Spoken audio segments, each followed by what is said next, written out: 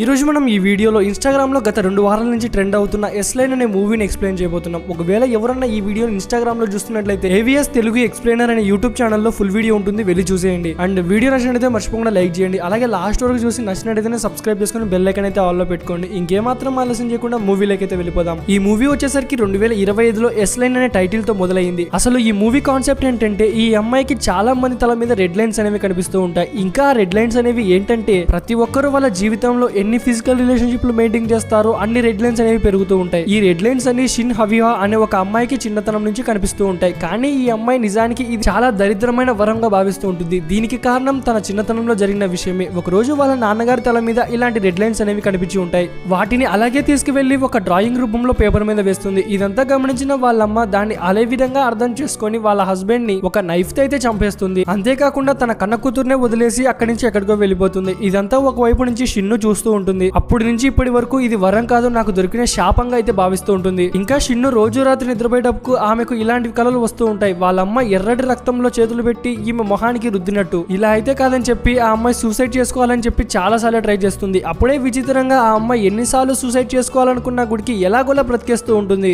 ఈ అమ్మాయికి అప్పుడే అర్థమైపోతుంది, ఒకవేళ నేను చనిపోవడం అంటే దేవుడే డైరెక్ట్ తీసుకోవాలని చెప్పి. ఇక ఆలోచన ఇక సూసైడ్ లాంటి ప్లాన్లని పక్కన పెట్టి ఒక చీకటి గదిలో తలుపులు ఇంకా విండోలన్నీ క్లోజ్ చేసి ఒక చోట ఉండాలని నిర్ణయించుకుంటుంది. ఇలా అన్న చేస్తే ఆ రెడ్ లైన్స్ బారి ఈమె దూరంగా వెళ్ళిపోతాదని చెప్పి ఈమె బలంగా నమ్ముతుంటుంది. అలా అమ్మాయి సన్ గ్లాసెస్ పెట్టుకొని ఒక రూమ్ లోనే కూర్చుంటుంది. కేవలం అక్కడ ఒక టీవీ ఇంకా విండోలో నుంచి కొంతమందిని మాత్రమే చూస్తూ ఉంటుంది. అలా కొన్ని రోజుల తర్వాత షేన్ చుట్టుపక్కల ఉన్న ఒక అమ్మాయి అన్మిస్టీరియస్ గా అయితే చనిపోయి ఉంటుంది. ఇంకా దానికి హాంజ్ అనే ఒక డిటెక్టివ్ ఇన్వెస్టిగేషన్ చేస్తూ ఉంటాడు. అప్పుడే తన కొలీగ్ అక్కడికి వచ్చి ఎదురుగా ఉన్న డ్రైవర్ ఎవరో నిన్న రాత్రి హెల్మెట్ పెట్టుకొని ఈ రూమ్ లోకి వెళ్లి చూసారంట అని చెప్తుంది. అంత క్లూ దొరికిన తర్వాత అతను వెంటనే ఇన్వెస్టిగేషన్ స్టార్ట్ చేస్తాడు. మొదటిగా ఆ హెల్మెట్ దొరికిన వ్యక్తి ఎవరో అని చెక్ చేయాలనుకుంటాడు. ఇటువైపు మూవీ కట్ చేస్తే మన హీరోయిన్ టీవీలో ఆ మర్డర్ గురించి చూస్తూ ఉంటుంది. అప్పుడే రిపోర్టర్ వెనకాల ఒక హెల్మెట్ పెట్టుకున్న బ్లాక్ మ్యాన్ అయితే వెళ్తూ ఉంటాడు. అప్పుడే మన హీరోయిన్ ఆ బ్లాక్ మ్యాన్ అయితే గమనిస్తుంది. ఇంకా అతని తల మీద కేవలం ఒక్క రెడ్ లైనే ఉండడం వల్ల ఈ టైంలో గుడికి అలాంటి వాళ్ళు ఉన్నారా అని చెప్పి ఆశ్చర్యపడిపోతూ ఉంటుంది. ఒకవేళ అతనే ఆ అమ్మాయిని చంపేసింటాడని చెప్పి అనుమానం అయితే స్టార్ట్ అవుతుంది. అదే రోజు రాత్రి మన హీరోయిన్ ఎదురుగా ఉన్న అపార్ట్మెంట్ ఎదురుకు ఒక వ్యక్తి బ్లాక్ హెల్మెట్ పెట్టుకొని అలాగే ఉన్న ఒక వ్యక్తి అక్కడికి రావడం గమనిస్తుంది. ఇంకా నెమ్మదిగా విండోలో నుంచి అతను ఏం చేస్తాడో గమనిస్తూ ఉంటుంది. ఇంకా అతని రెడ్ లైన్ గుడికి పూర్తిగా గమనించిన తర్వాత వాడే ఫిక్స్ అయిపోతుంది. ఇప్పుడు ఏ అమ్మాయిని చంపబోతున్నాడని చెప్పి చాలా భయపడిపోతూ ఉంటుంది. ఆ బ్లాక్ మ్యాన్ వెళ్ళిన హౌస్ లో ఉన్న ఆ అమ్మాయి మన షిన్నుకు చాలా క్లోజ్. అది ఎలా అంటే, ఒక రోజు మన షిన్ పరిస్థితిని అర్థం చేసుకున్న ఆ అమ్మాయి రూమ్ లోనే ఉండడం వల్ల కొన్ని ఫ్రూట్స్ అనేవి ఇస్తుంది. అలా డైలీ ఇవ్వడం వల్ల వాళ్ళిద్దరు చాలా క్లోజ్ ఫ్రెండ్స్ అయిపోయి ఉంటారు. వెంటనే పోలీసులు కాల్ చేసి హెల్మెట్ మ్యాన్ గురించి అయితే చెప్తుంది. కానీ అంతలోపలనే వాళ్ళిద్దరు ఫిజికల్ గా కనెక్ట్ కావడం వల్ల ఒకవేళ తను బాయ్ ఫ్రెండ్ ఏమో అని చెప్పి సగంలోనే పోలీసులు కాల్ అయితే కట్ చేస్తుంది. అప్పుడే షిన్నుకు ఒక హెల్యూసినేషన్ అయితే వస్తుంటుంది. ఆమె ఒక చీకటి గదిలో ఉండి అక్కడ చాలా రెడ్ లైన్స్ ఉండి అక్కడి నుంచి ఎలా తప్పించుకోవాలో తెలియక నెమ్మదిగా ఆ రెడ్ లైన్స్ అనేవి ఈ అమ్మాయిని అంతం చేసేలాగా వస్తుంటుంది. ఆ తర్వాత రోజు పోలీసులు డిటెక్టివ్ కు కాల్ చేసి జరిగిన విషయం మొత్తం చెప్పేస్తారు. నిన్న అర్ధరాత్రి ఒక అమ్మాయి బ్లాక్ మ్యాన్ ని చూశానని చెప్పింది, కానీ సుగంలోనే కట్ చేసిందని. హాంగు గుడికి అప్పుడే మర్డర్ అయిన అమ్మాయి దగ్గర చుట్టుపక్కలలోనే ఈ అమ్మాయి గుడికి ఉందే సంగతి తెలుస్తుంది. వెంటనే ఇంట్లోకి వెళ్లి అక్కడ ఉన్న కాలింగ్ బెల్ అయితే కొడతాడు. లోపల ఉన్న షీన్ ఐబార్ లో నుంచి తను బయటికి చూస్తే అతని తల మీద చాలా రెడ్ లైన్స్ అయితే ఉంటాయి. అంటే మనోడు ఇంకా మీకు అర్థం చేసుకోవాలి కదా,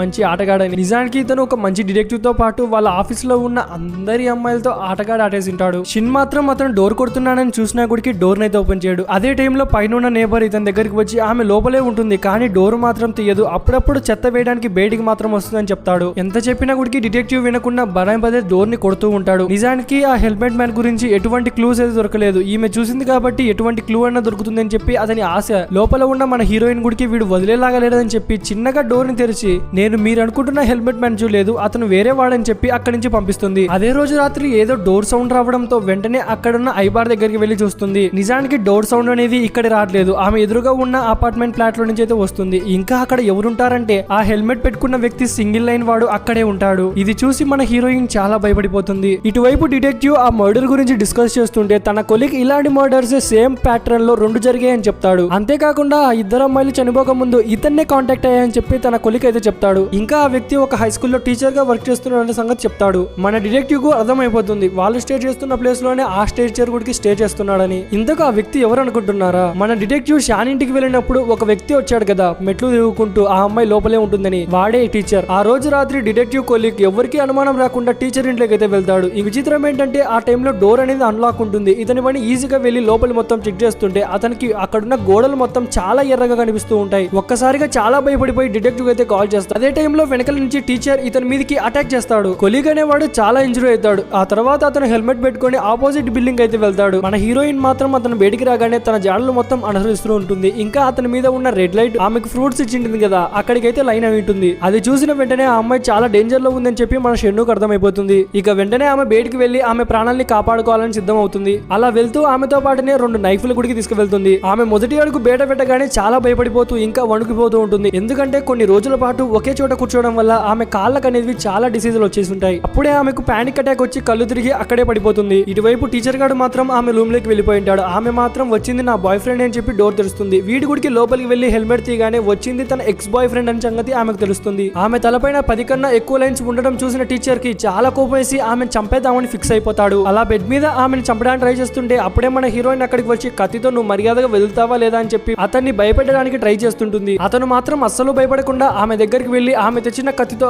ఆమెకే అయితే పొడుస్తాడు. ఇటువైపు డిటెక్టర్ అదే టైంలో షేను ఇంటిని సర్చ్ చేస్తూ ఉంటే చాలా బలంగా సౌండ్లు రావడంతో కిటికీ దగ్గరికి వెళ్తే అక్కడ జరుగుతున్న మొత్తం మొత్తం చూసేస్తాడు. టీచర్ తన ఎక్స్ ని చంపుతూ ఉంటే ఇటువైపు నుంచి మొత్తం చూస్తున్న డిటెక్టివ్ తన గన్నుని రైఫిల్ పెట్టి యువతల బిల్డింగ్ నుంచి అవతల బిల్డింగ్ లోపల ఉన్న టీచర్ అయితే చంపేస్తాడు. అలా అతని ప్రాణాలు మొత్తం నెమ్మదిగా కోల్పోతూ ఉంటే అక్కడున్న రెడ్ లైన్స్ మొత్తం నెమ్మదిగా మాయమైపోతూ ఉంటాయి. అలానే నెమ్మదిగా గుడికి చనిపోతాడు. ఒకవేళ ఎక్స్ లైన్ పోవాలనుకుంటే వీళ్ళు చనిపోవాలన్నమాట. షెన్ను మాత్రం ఏదో వింతగా ఆలోచిస్తూ ఉంటుంది. పాస్ట్ లో టీచర్ ని చంపకుండా ముందు నీలాగానే నా కుడికి ఆ పవర్ ఉంది, కానీ నీకు బాడీలో ఉంటే నాకు మాత్రం సపరేట్ పార్ట్ లో ఉంది అనే విషయం గుర్తుకొస్తుంది. వెంటనే షెన్ను ఒక ఎత్తైన గోడ మీదకి వెళ్లి అక్కడ కూర్చొని అక్కడ ఉన్న ప్రదేశం మొత్తం ఎంజాయ్ చేస్తూ ఈ పవర్ ని నేను ఎందుకు నెగిటివ్ గా చూస్తున్నాను, దీన్ని పాజిటివ్ గా వాడి ప్రజలందరికీ మేలు చేయొచ్చు కదా అని చెప్పి ఆలోచిస్తూ ఉంటుంది. అప్పుడే షిన్నుకు ఒక మెసేజ్ అయితే వస్తుంది. ఇంకా అందులో ఏముంటుందంటే నీలాగే నా కుడికి పవర్స్ ఉన్నాయి, ఒకవేళ నీకు ఆ పవర్స్ ఎవరికి ఉన్నాయో తెలుసుకోవాలనుకుంటే లోకల్లో ఉన్న హై స్కూల్ దగ్గరికి రా అని మెసేజ్ ఉంటుంది. ఆ తర్వాత రోజు మార్నింగ్ దీని గురించి ఆలోచిస్తుండగా ఎలాగైనా సరే ఆ మెసేజ్లు ఎవరు చేస్తున్నారో ఇంకా వాళ్ళకు నిజంగానే పవర్లు ఉన్నాయో లేదో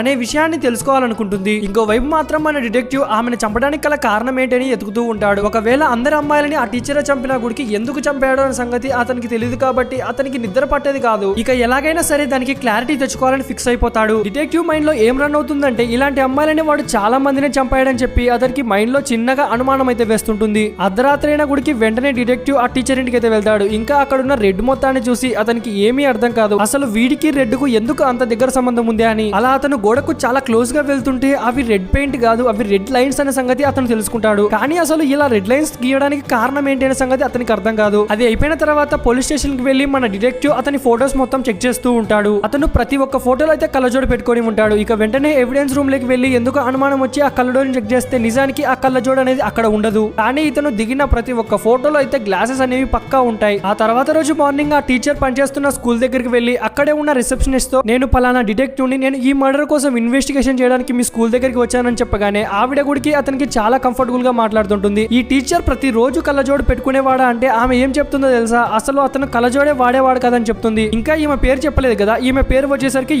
యూజీ తన స్టూడెంట్స్ తో చాలా కేర్ గా అయితే ఉంటుంది. అంతేకాకుండా యూజీ చెప్పింది కూడా కరెక్టే, ఇంతవరకు స్కూల్లో ఉన్న వాళ్ళంతా అతను గ్లాసెస్ పెట్టుకునేది ఒక్కరు గుడికి చూడలేదు. అలా అతను క్వశ్చన్స్ మొత్తం అడుగుతూ యూజీ వైపు చూస్తాడు. ఆమె షర్ట్ కున్న బటన్ అనేది ఒకటి ఊడిపోతుంది. ఇంకా ఆమె లోపల ఉన్న పార్ట్స్ అనేవి కనిపిస్తూ ఉంటాయి. ఇక ఏముంది మీకు తెలుసు కదా ఆ తర్వాత ఏం జరిగిందో. మెల్లిగా ఆమె లైన్ లో పెట్టి ఇక్కడితో ఈ సీజన్ లో 3 ఎపిసోడ్లు అయితే కంప్లీట్ అయ్యాయి. ఆ తర్వాత ఎపిసోడ్లు కూడా మీకు ఎక్స్ప్లెయిన్ చేయాలనుకుంటే మర్చిపోకుండా ఈ వీడియోకి 1K లైక్స్ చేయండి. అలాగే ఈ వీడియో చాలా డేస్ కష్టపడి చేశా కాబట్టి సబ్స్క్రైబ్ చేసుకొని బెల్ ఐకాన్ అయితే ఆల్ లో పెట్టుకోండి. ఒకవేళ ఈ వీడియో మీకు బాగా నచ్చి ఇంకా ఎపిసోడ్లు ఎక్స్ప్లెయిన్ చేయాలనుకుంటే మర్చిపోకుండా కామెంట్ లో సీజన్ 2 అని టైప్ చేసి ఐ లైక్ యువర్ వీడియోస్ అని కూడా టైప్ చేయండి. అండ్ తొందరలోనే ఇంకొన్ని ఎపిసోడ్లు అయితే కలుద్దాం.